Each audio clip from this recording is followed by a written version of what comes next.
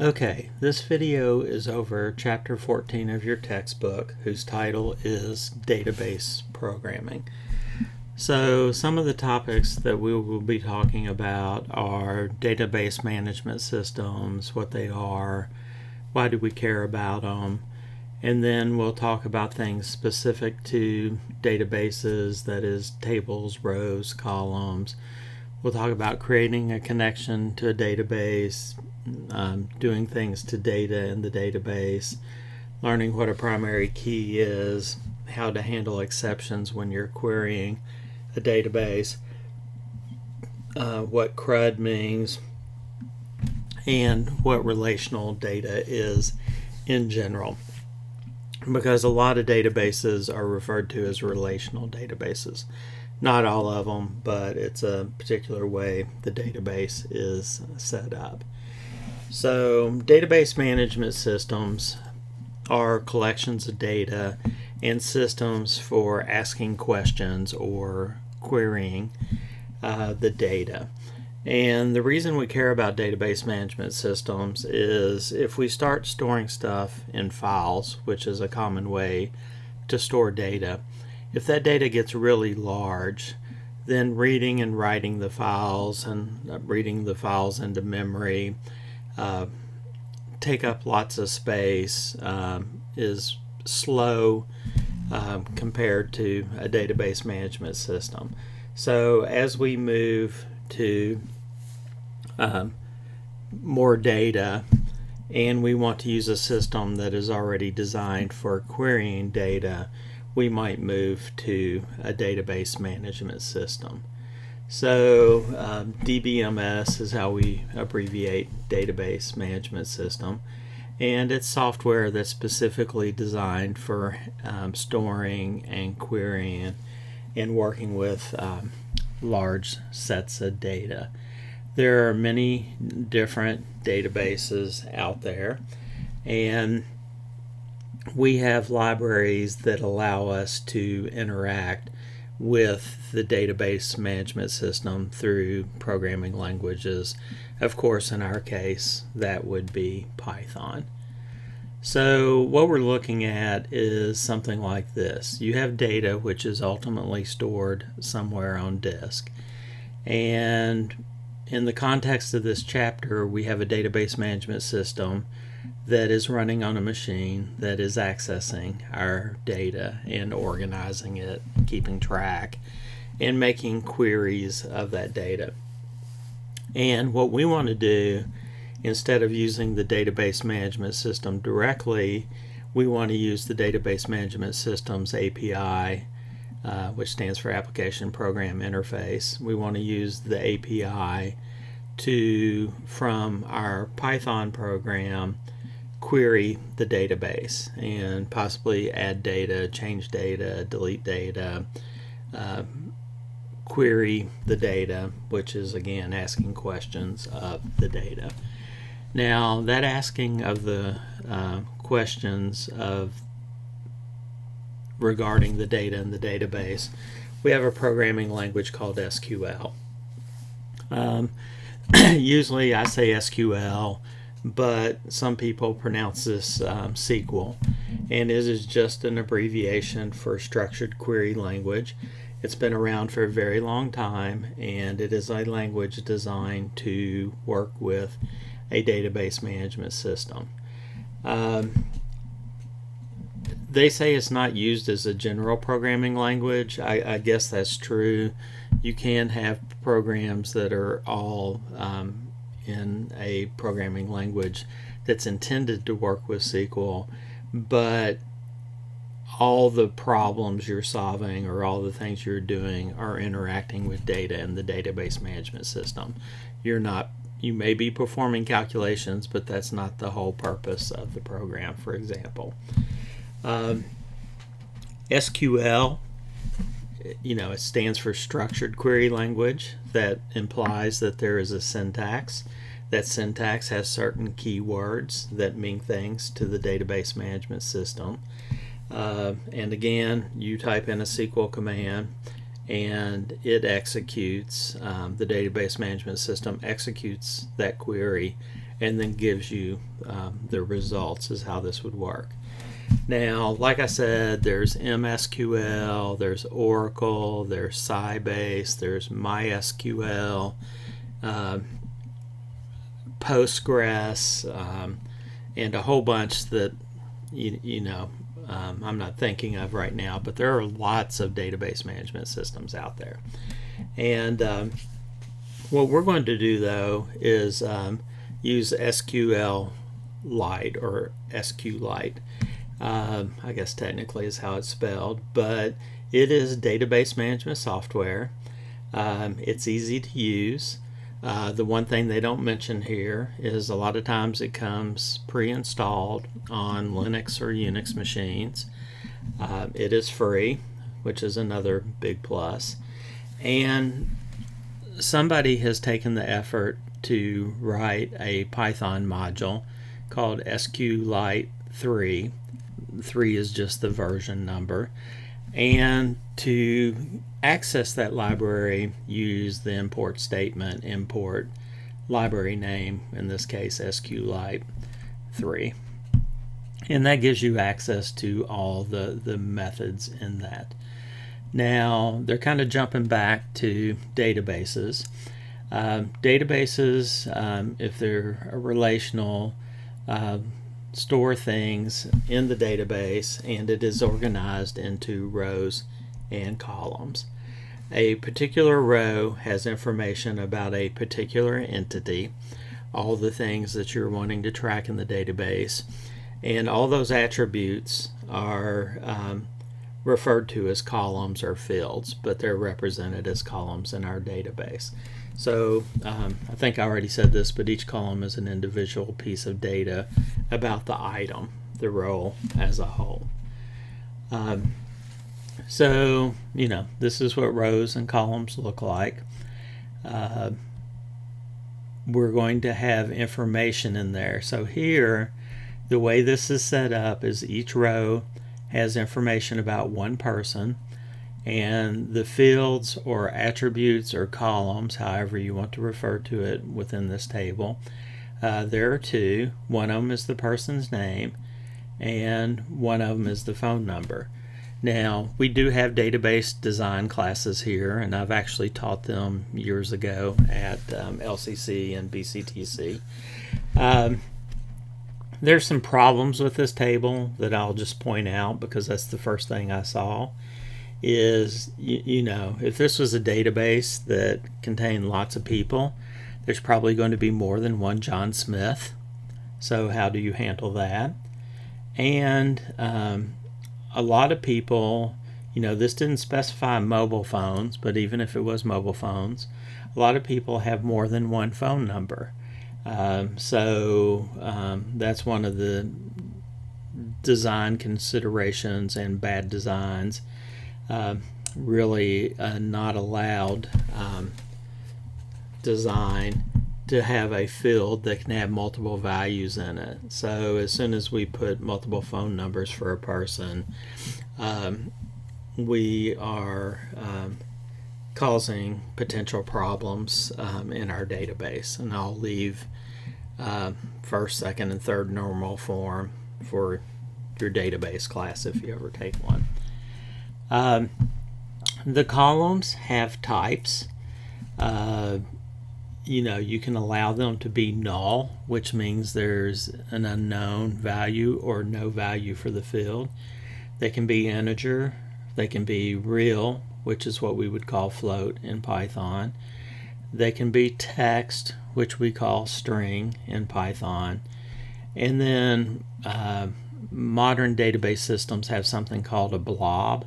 Blob stands for binary large object, and that can really be anything. In a traditional database, that might be a picture, it might be a sound clip, it can really be anything you want to store. So in Python, that equates to any object or any variable. Now, back to my example I pointed out when I said, what if you have more than one John Smith?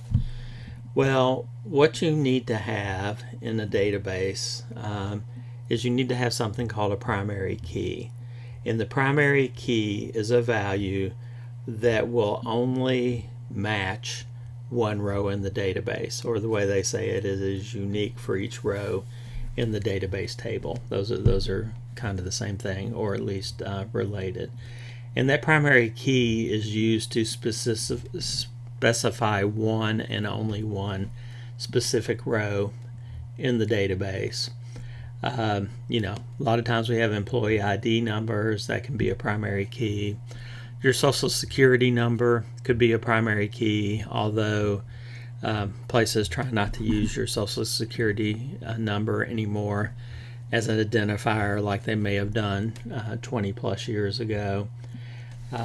You might have, I was trying to think what else might be a primary key. Sometimes if you don't have primary key in your data, you create a field whose sole purpose is to have an integer that uniquely identifies each row in the table.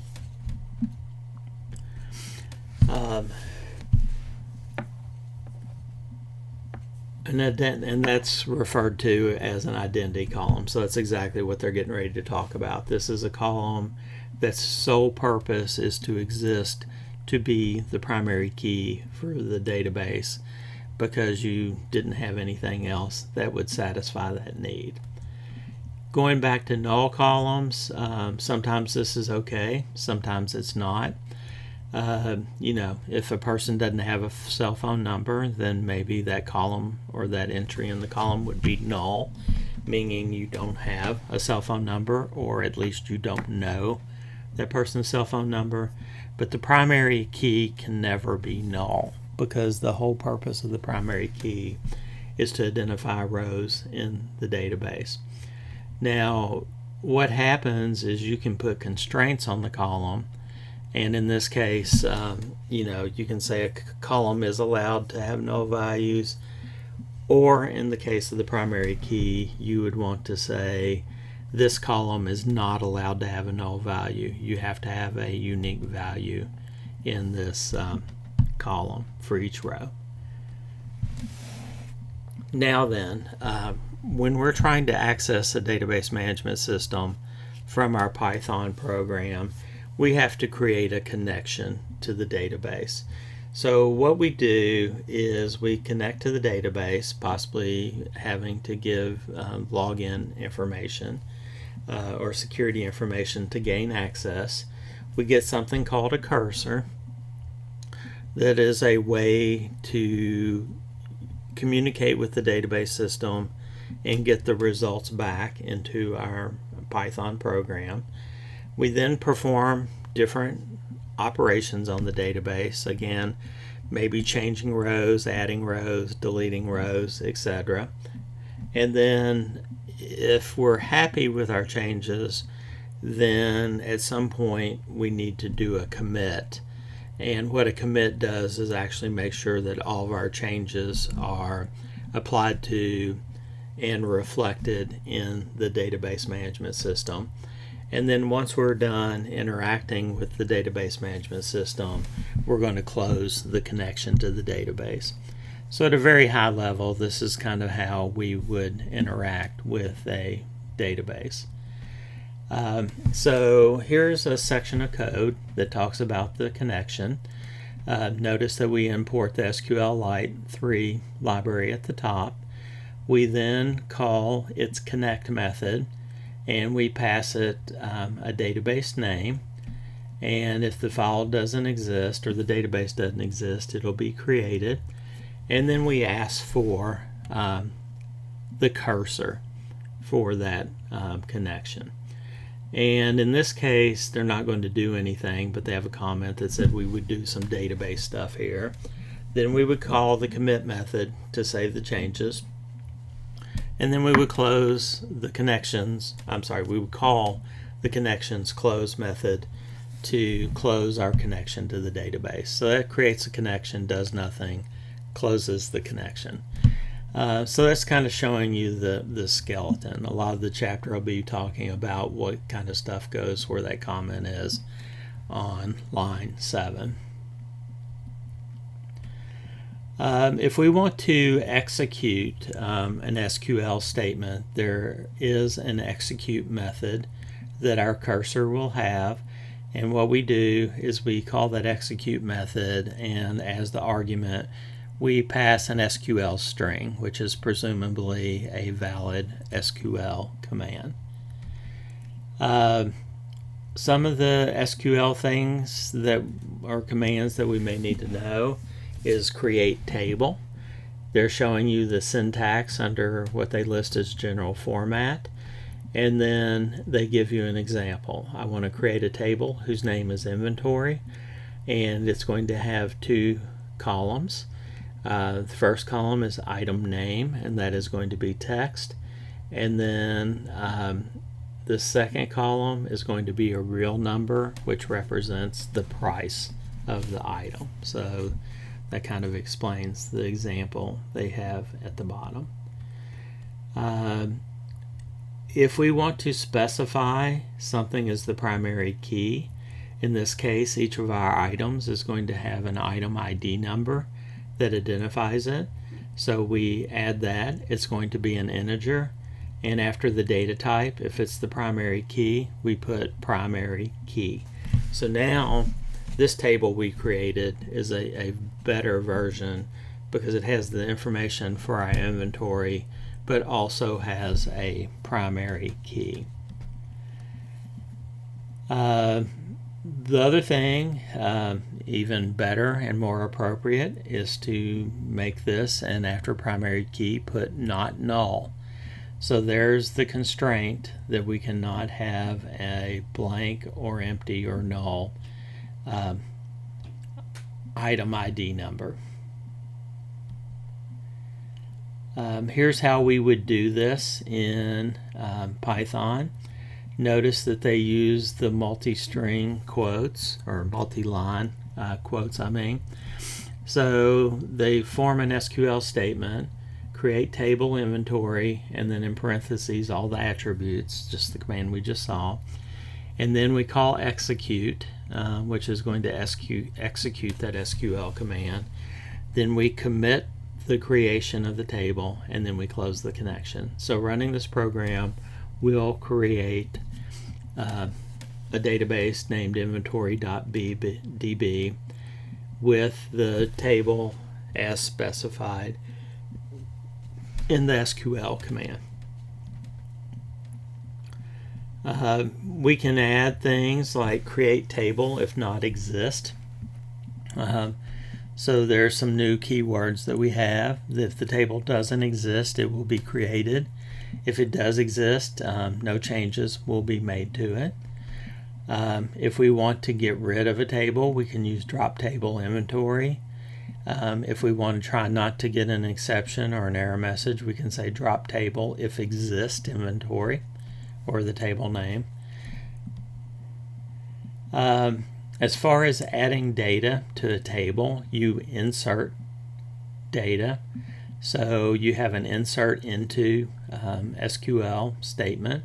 So it's shown there, insert into table, and then you have the column names that you're altering or inserting, followed by values in the same order. So insert into inventory an item ID, an item name, and price, which happens to be 1 paintbrush and 8.99, so $8.99.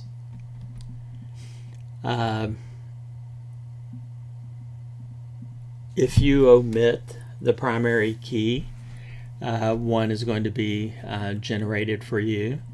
That might be a good thing. However, if you have something like a UPC that is the item ID, this might not be a great thing to do. So, but you know, if it's just there just because you have to have a primary key, then letting it auto-generate it is a thing to do. And you know, it says SQL Lite will provide you with one. You would need to check if you're using other database management systems to make sure that would be the case as well, if that's important to you. So here we're going in and we're adding 3 more items into our inventory.db, and then we're committing those inserts, and then we're closing our connection. So just a little bigger, more complete example. You can actually do multiple things instead of doing 3 insert statements. That means 3 calls to the cursor.execute method. You can do that by giving the columns that you're going to provide, and then within parentheses placing an item, comma, another item, etc.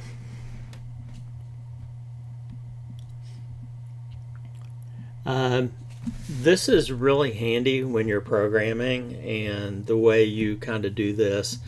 I do a lot more stuff in MySQL, which is also another free database for Linux/Unix machines.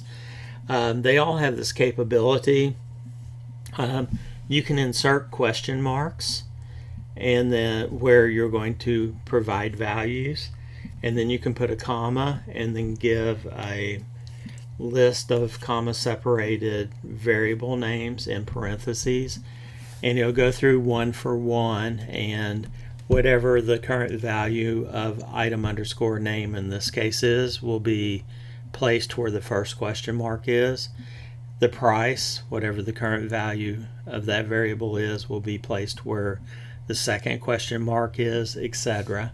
And then you can pass that to the execute method of your cursor, and it will insert that. In MySQL, you have to pass this statement with question marks. You have to parse it first and then execute it. So it's a little easier in SQLite because you don't have to do that parsing. The execute method takes care of that for you. Now then, once we have a table, once we have data in it, we want to ask questions or query that data. And the way we do that in SQL is with a select statement. So you can say, I want to select the following columns from table. This is kind of the shortest form. Actually, the shortest form would be select star from table, which will give you all columns. And it's going to, because you didn't put any criteria on this, it's going to give you every single row from the table. So, you know, if we select description from products, it's going to give us a listing, 1 per line, of all the descriptions. If we ask for a description and price, then it's going to give us those 2 pieces of information, which is everything in the column except that kind of fake primary key. So what I mentioned before is if we say select star from products, it's going to list all columns for every single row in the database. Basically what happens is we pass the select statement as an SQL query string to the cursor, and then what happens is the database is going to perform that select, but it's not going to directly return the data to your program. You have to use part of the API calls to get your data, and the most common is fetch one, which will give you 1 row, the next row from your query results, or fetch all, which will give you all of your answers. So a lot of times what you do is you do a query, and then in a loop you'll do fetch one, so you can process 1 item at a time. But excuse me, if you do a fetch all, you're going to get all the results, which may be no lines, 1 line, 2 lines, 10,000 lines, whatever the select statement would return to you.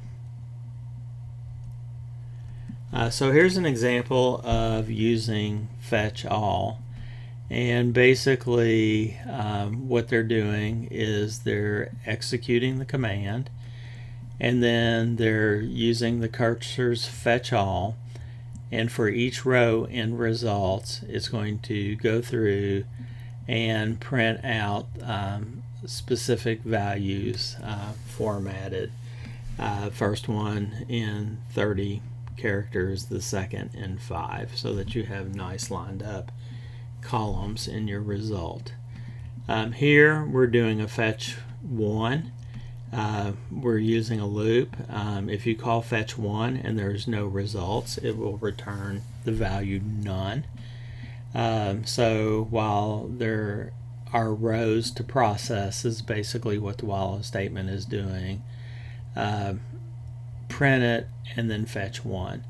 Notice that we had to prefetch the first item before we went into the while loop, because it is possible that the first call to fetch 1, if there were no results, would return none.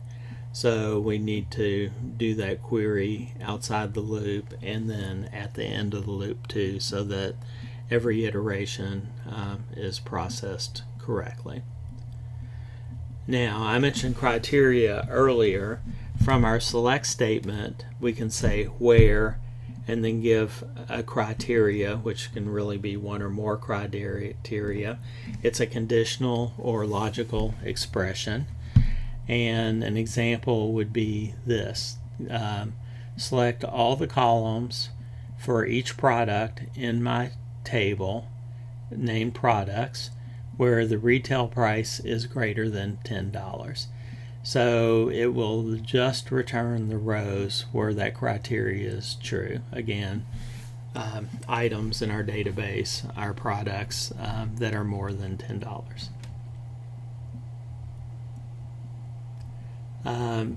Here, we're doing something that looks like with inventory.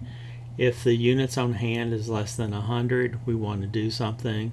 Maybe it's order more of them, or maybe it's just to print a list for somebody to review and decide if we need to order more of those items. Within SQL, we have relational operators. They're very similar or almost identical to Python, with the exception of in SQL, less than greater than was the original way to say not equal to. But since most programming languages use exclamation equal to mean not equal, the SQLite will take that as well. We can use logical operators. We can use and, or, and not. So, here, if the unit cost is greater than $3 and the units on hand is less than 100, maybe we want to order more. Maybe the more expensive products, that is if the price is greater than $10, we only want to keep 50 of those on hand. So, maybe those are the two queries. And then here we're looking for all the items that we have in our products table that are not greater than $5. So there's a couple of ways. If I were to do this, I probably would have said retail price less than $5. But they just want to show you that you do have the not operator as well. There is a like operator for searching. So you can say, give me name like Wayne. And if somebody's name is exactly Wayne, it will print that out. If you're looking for, like, say, first name, last name in a field together, and you're looking for Wayne, you would need to use a wildcard, which in SQL is the %. So what we're doing with this query here in the middle is we're saying if the string contains BAR and there are 0 or more characters in front of it and 0 or more characters after it, then consider that a match or consider that criteria true.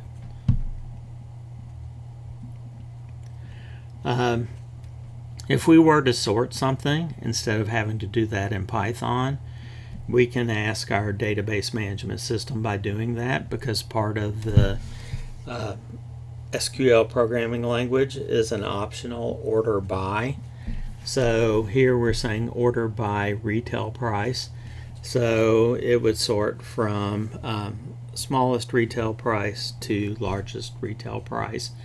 And then as you pulled those out, they would come out in the order lowest to highest price. So here's an example of we want to see products that are greater than $9 in cost, and we want to order those by cost. There are functions, they're called aggregate functions because they work on chunks of data. Maybe it's every single row, maybe it's a subset. But the first one is the AVG function, which is average. So in the first one, we want the average price of all of our products. In the second one, we want the average of all the prices that we have in stock, that is, units on hand, greater than 0. You can sum things. The first statement will tell us the total of all the products we have, we'll assume in our store. The second one is sum how many items we have in our store that have a retail price of greater than $100. There are min and max functions that are built into SQL that you can use. Also, one that I use quite often is the count. If you do count star from products, it's going to tell you how many entries are in that table. The second one, if you do a count star for retail prices less than $10, then it is going to give us a count of items that are less than $10. The next thing we're going to talk about is updating data, and we do that with the update command. The syntax is update space table name, set some column equal to some value where criteria. Now, sometimes you may want to do this, but most of the time you don't. If you omitted the where criteria, then it would change every single column, or that whole column for every single item to the specified value. One kind of made up example I can think of is, let's say you wanted to inventory the store and you wanted to start from scratch and make your employees go around and count every single item. Then you might say update products set units on hand equals 0. And that will wipe out what was there and set every single row to have a units on hand of 0. And then presumably you would do your inventory and go back and change those to correct amounts.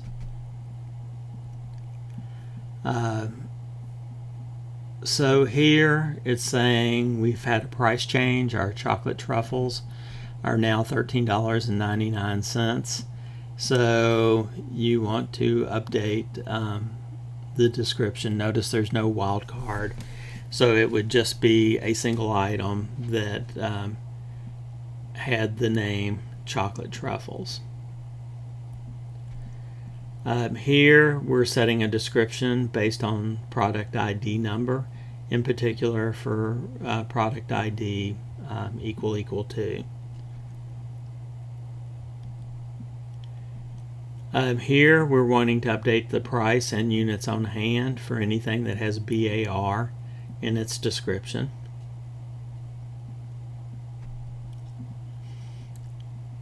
You can actually, after you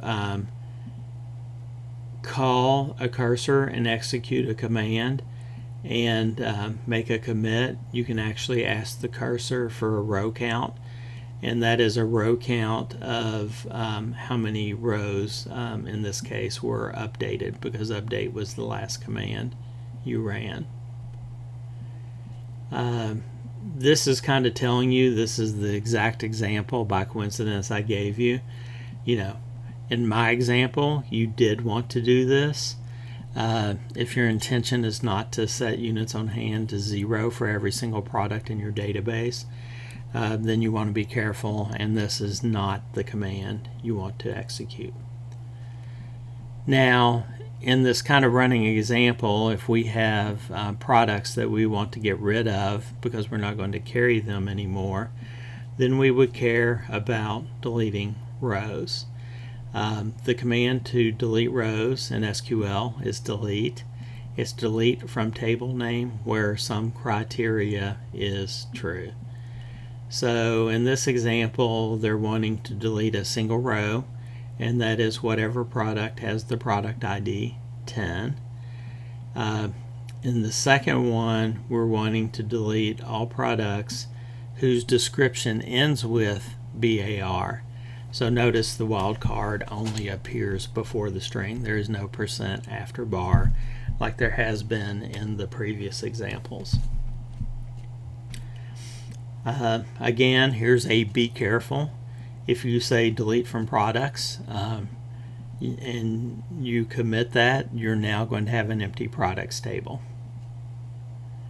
So a fictitious example of where you might want to do that is you've opened a new store, or you're selling your software to another company, and they want to wipe out your products because the products they carry are probably different. So then you would want to delete every product, start with an empty table.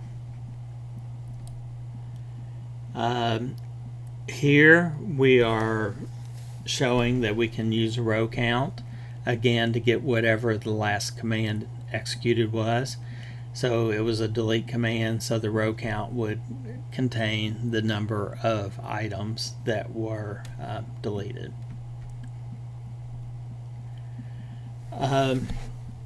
They're going back and revisiting primary keys. They cannot be null. We already know that. The primary key has to be unique, which means no two rows can have the same primary key, and the database management system is going to enforce that. It's not going to let you make any exceptions. And a table can have only one primary key. But there are some situations where the data we have might not be sufficient for a primary key, but taking 2 or 3 or more pieces of data and combining them together might be unique. And if we have a situation like that and we do that, that is referred to as a composite key. And another way to word that is it is a primary key that is made up of 2 or more columns. You know, the row ID, we talked about that being auto created and assigned and auto incremented, so that you have a unique identifier for each of your rows. Anytime you're working with an integer primary key, you're actually working with the row ID, because that matches up with kind of that definition or that statement of what you're doing. Now, if you have primary keys other than integers, again, you need to, you have an employee ID. It is a text string. You need to say it's the primary key, and you need to say it is not null. And then, however you're generating these employee IDs, you need to ensure that it is not a employee ID that is already being used in your table. In the case of composite keys, what you do is, when you create the table, at the very end you say primary key like it's another field, and then in parentheses you put it up. So a building is going to have multiple classrooms. On a campus there may be multiple classrooms whose number is 101, but if you say 101 building name, that should be unique. So there's a good example of creating a composite key. There is an exception called error that exists in the SQLite 3 module. Anytime there is an error, that's pretty generic, hey, something went wrong. But again, if you have something that might create an exception, just like you would do in any other Python program, you should use a try and except statement to try to keep your program from generating a runtime error.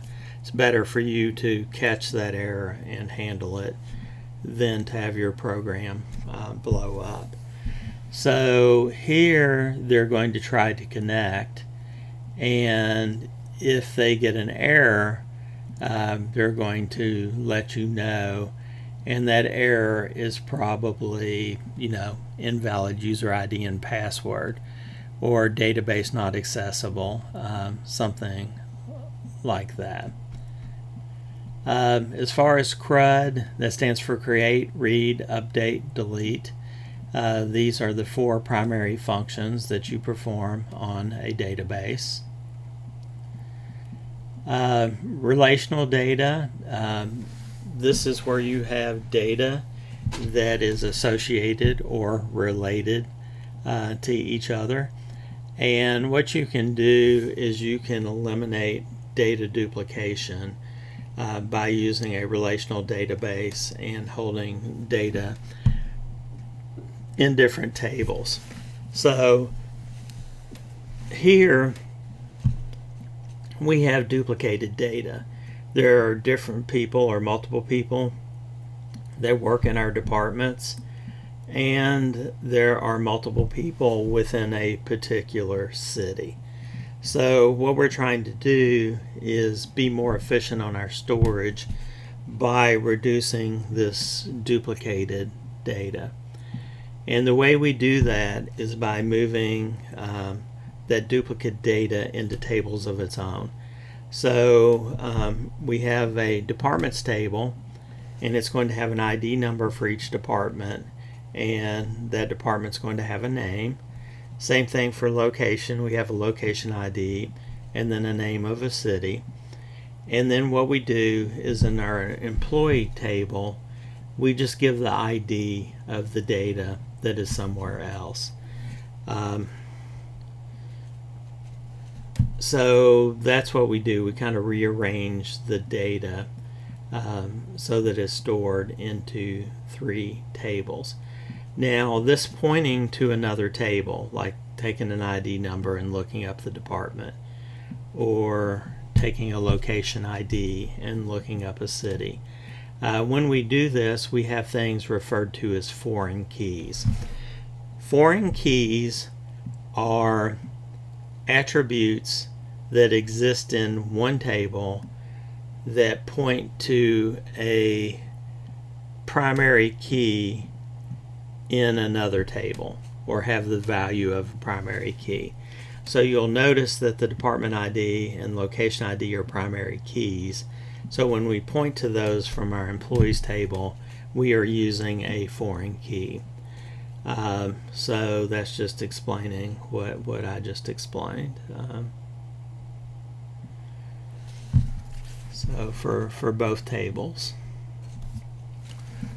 Now, a lot of things, we've seen UML diagrams in this class and different types of other diagrams. Well, databases have what's referred to as an entity relation, and what they do is they take the picture, if you will, or the design of the database we've been talking about, and they give relations. One-to-one, one-to-many, or many-to-one relationships. So what happens is in the case of the departments table, we have one department ID, which may point to many employees. Same thing for location. We have one location ID or one city, but there may be multiple people that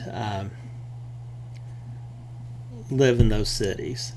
So it starts out by putting one to many or many to one relationships on our diagram.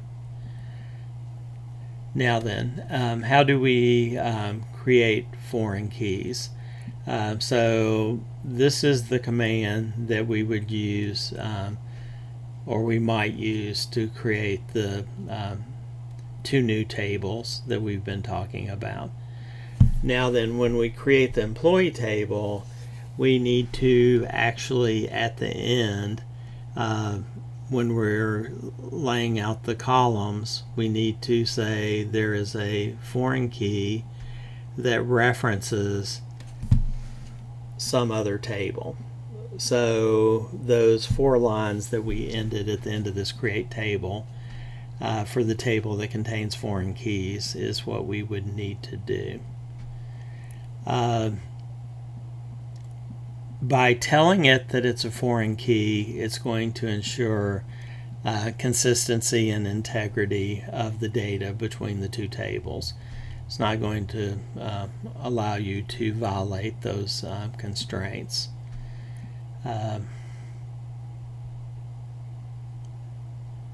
So a lot of languages have pragmas.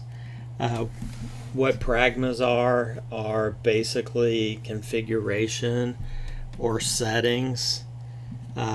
So in this case, SQLite has a pragma, which is foreign keys on. If you say foreign keys on, it will enforce the consistency and integrity of your foreign keys. If you set it to off, it will not.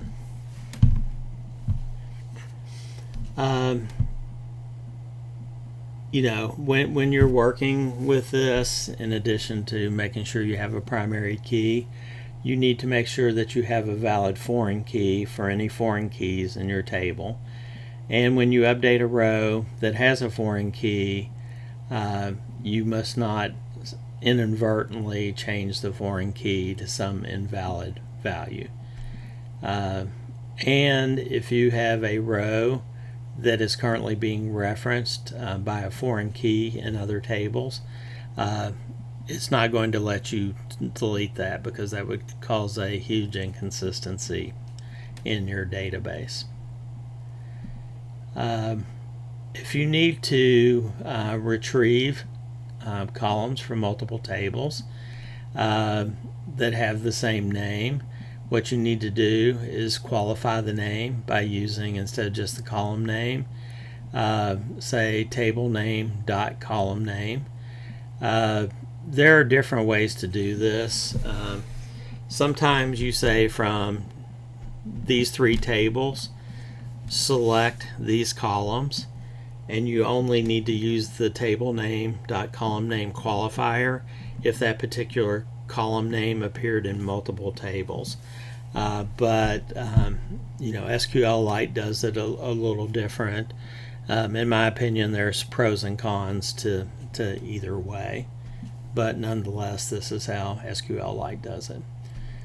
So here's a sample of choosing that. Select employee or name from employees, department name from departments, and city from locations from the 3 tables. So SQLite does require you to do both.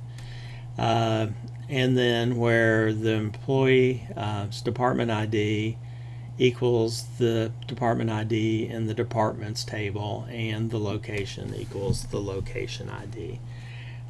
So that would build you an output that had name, what department they were in, and what city were they located in. So that finishes up chapter 14. Here is the summary of things we talked about in this chapter.